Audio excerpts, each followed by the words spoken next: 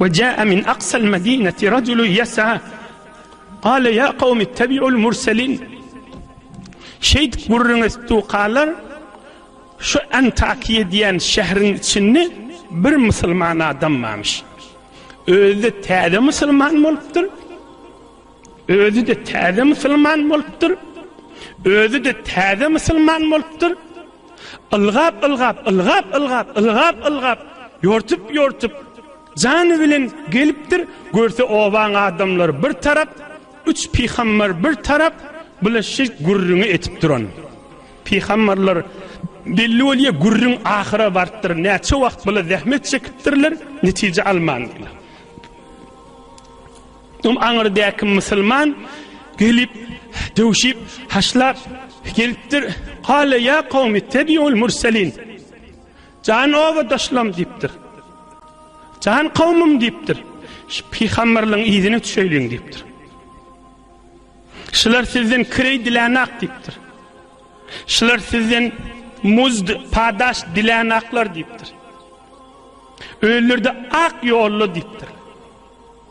Şu ovan adamsının biri täze Müslüman bolun gelip peygamberler bir tarafta 3 peygamber ovan adam bir tarafta ara gelip aytıptır. Ovan adamlar gıygırşıptır. Meger sen şulun izine düşýäňiz mi deyip. O ben näýdipdir? Onun adyna Habib diýäler. Habib. O ben näýdipdir? Ol Habib aýdypdyr. وما لي لا أعبد الذي فطرني وإليه ترجعون. نعم deyip men hudaya ibadet etmeyin deyipdir. Meni yaradan Allah deyipdir. وما لي لا أعبد الذي فطرني. Men nem deyip ibadet etmeyin hudaya deyipdir. Meni yarattı deyipdir. وإليه ترجعون. Siz de hemmeňiz şoňa hudaya gaşyn öwrülip barjak deyipdir. Siz näme hudaya ibadet etmeýäňiz diýdigi ha? Özüne aýtýa olar dersalar ýaly. Siz yaradan hudaya ibadet edin diýdigi da diren hakylly adammış. وما لي لا أعبد الذي فطرني. Meni yaradan hudaya ibadet etmeýän näme diýipdir? Ol adam ýene kepläpdir.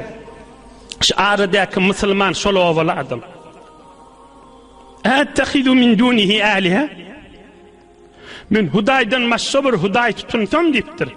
Biz sizin ağaçlarınıza, daşlarınıza huday diýsem deyipdir. Allah da bana azap berse şulan eline näme geljek deyipdir.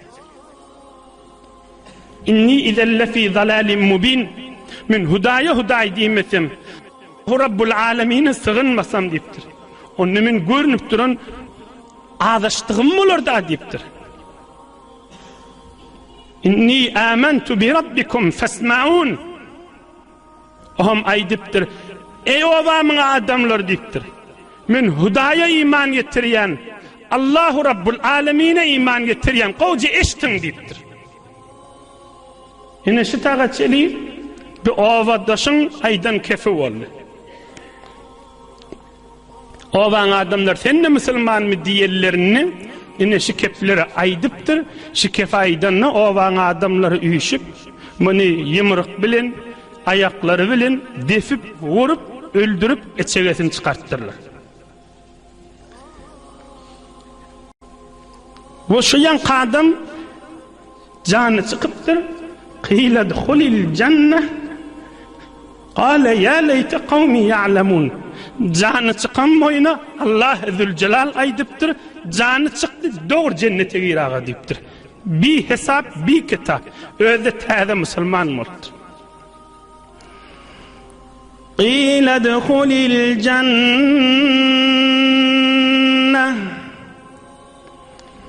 Qala ya leyte kavmi ya'lemun. Qila dkhulil cenneh. Allah taraftan aýdylypdyr, doğru cennete gir diýip aýdyldy diýipdir. Aham cennete girip barýaka aýdypdyr. Qala ya leyte kavmi ya'lemun. Hep ovamyň adamlar men cennete girip barýanym görseletdi diýipdir. O van adamların min cennete girip baryanım bilselerdiler da deyiptir. Hay şolar da iman getirselerdiler da deyiptir. Bima gafara li Rabbi, min tamam ömrümde edin günahımı Huday Teala geçti ve cealani minel mukramin, meni cenneti azam etti deyiptir. Bima gafara li Rabbi, peygamberlerden başka günah etmeyeceği yok. Edin günahlarım hemmesin mağfirata salli. Qila dhulil cennet, ina Allah'ın doğru kelamı. Sen doğru cennete gir diye vaytti Huday Teala. Ya leyte kavmi ya'lemun. O var adamlar bilsetti de min cennete var yanım deyiptir. Şol adam aytsa makamrak mı ya yaradan Allah aytsa makamrak. Şol adam yuvurlu aytsa şayet biz ayttık ay cindir, ay şeytandır, ay periştedir, ay arhavdır. Şayet son ağzına bir ökünyen olsun diyecek. Ama yaradan Allah aydiye şükürler oldu deyip.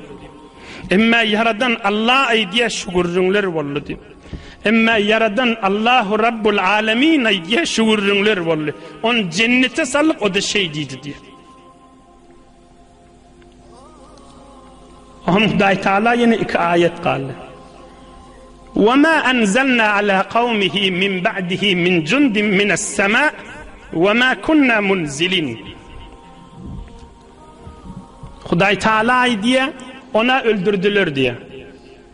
İnni bir adamlara azab inecekler. Tamam oldu inni. Allah'ın veren muhletinin kadrını bilmediler. Huday'ın veren fırsatının vaktinin kadrını bilmediler. Huday Teala diye وَمَا أَنْزَلْنَا عَلَى قَوْمِهِ مِنْ بَعْدِهِ مِنْ جُنْدٍ مِنَ السَّمَاءِ. Huday Teala diye şol adamı öldürülüründen sonra şolun kavmuna, şu Antakiye şehrin adamlarına koşun perişteyi veremek deyiptir, şolları helak etsinler deyip. وَمَا كُنَّا مُنْزِلِينَ. Men Huday emretmedim deyiptir. Barın yağın şola vakt deyip aytmadım deyiptir.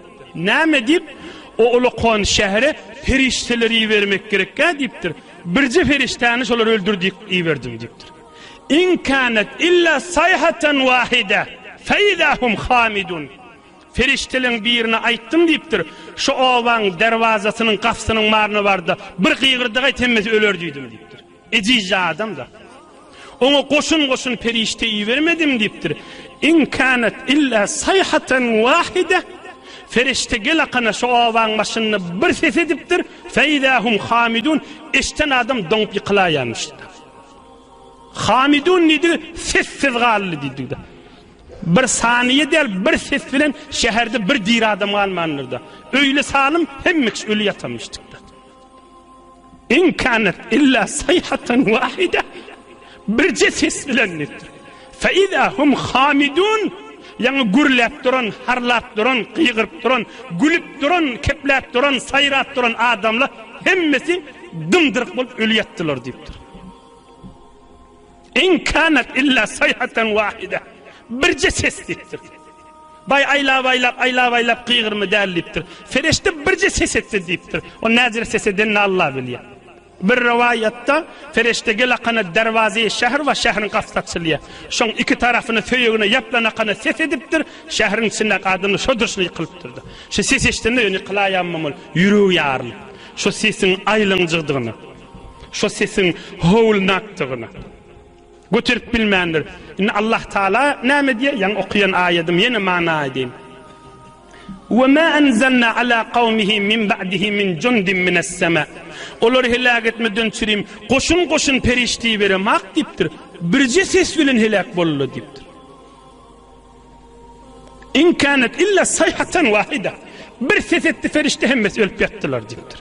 Fırsat, muhlet, ol vakti ki Allah onları verdi, onun kadrini bilmediler.